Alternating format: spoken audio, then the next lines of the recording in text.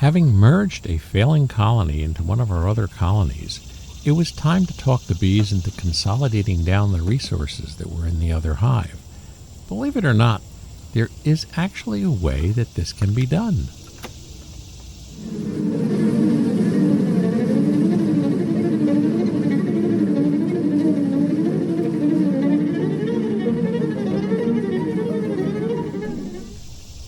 So right now, this hive consists of 2 deeps and 2 mediums. One set of them came from our failing hive, and the other set was the established hive. So we want to consolidate this down to the point where we just have 1 deep and 1 medium for the winter. So we need to talk the bees into taking what little resources were left in this 1 deep super and moving it down into what's going to be their winter hive. The first order of business was to inspect what we had here. The deep that's in front of me right now had been the main hive body on the other hive. And I wanted to make absolutely sure that we didn't have any eggs. I mean, I studied it when we took it apart and didn't see anything. Sometimes you see the reflection that's at the bottom of a cell and it looks like an egg, but this really looked like it had nothing in it.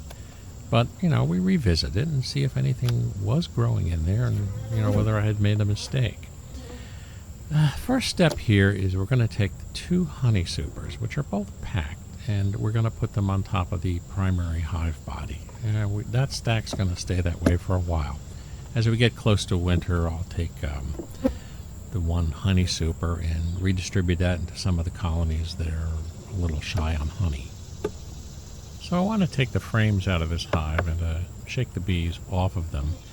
Obviously, since there's no queen excluder on this hive, it's always possible our queen climbed up there. So I want to make sure that, I didn't do anything weird that would affect the queen.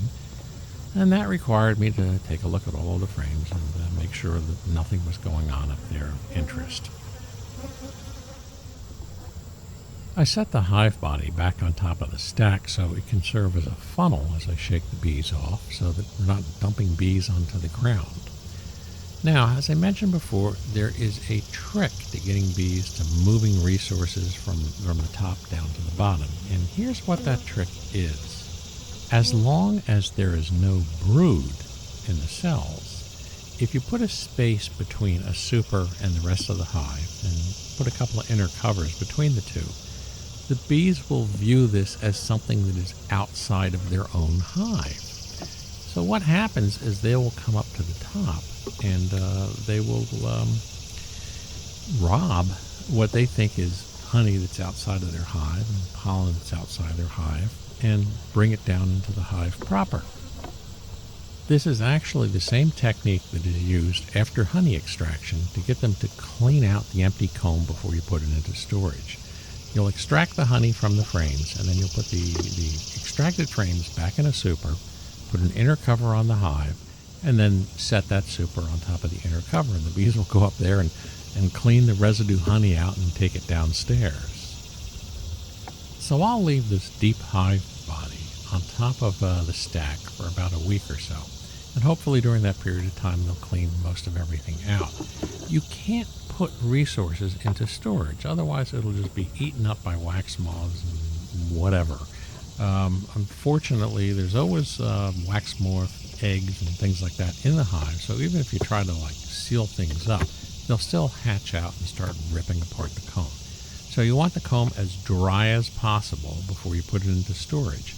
And the last thing you do, in case there's any residue left in there, is you put it in the freezer for about 3 days. So this should be all set for a week, and it was time to move our attention to hive number 5. And the reason I'm looking in hive number 5 is last week's episode, I noticed when I was doing the consolidation that hive number 5 was rather loud. Now this could very well have been because there was such a commotion next door and stray bees were coming in and they didn't know what that was about. But the only way to be sure, as always, is to go into that hive and make sure everything's okay.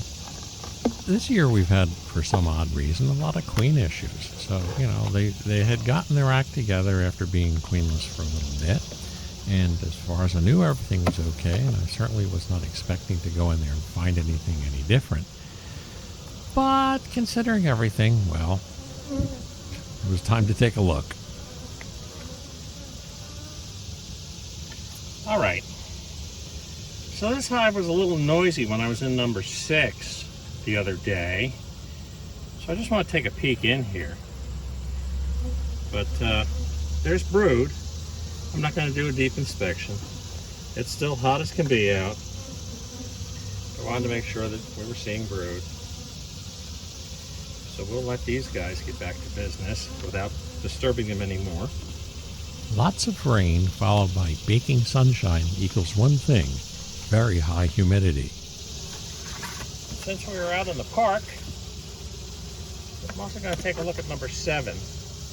That was another one that didn't really have much activity. I'm not suspecting any problems, but you know what? There's only one way to find out. We're at a time of year where funny things can happen. But if we caught early, we can still get things corrected. Number 7 was one of our swarms. And they seem to have gone through a transition pretty recently. So we just want to make sure that everything's okay.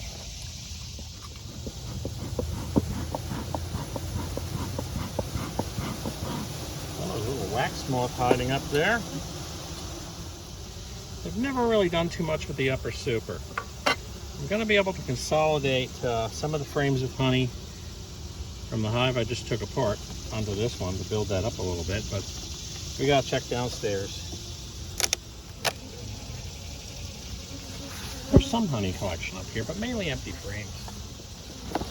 They do seem to have drawn out pretty well to the edges, but I want to see some eggs and larvae. Some activity that shows that they're doing fine. Beautiful frame of honey. The weather has been so erratic lately. It's very hard to get a good feel of the temperament of the bees. Because if I were a bee, I'd be pretty pissed off with the weather lately. Brood, larva, eggs, brood, larva, eggs. Okay.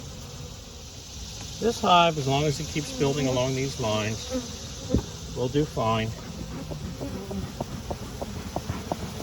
As I said, they had a bit of a transition going earlier, so they're a lower population. The other hives have enough activity at the front to tell me that things are probably good, or at least not worth disturbing them on. And as we get into the fall, when the flows are over, we have a solid super full of honey over there that's an extra on the one hive. And I'm going to go into these other hives that have 1 or 2 empty frames or 3 empty frames and put those frames in there so that they have a solid medium in addition to whatever they have downstairs going into winter.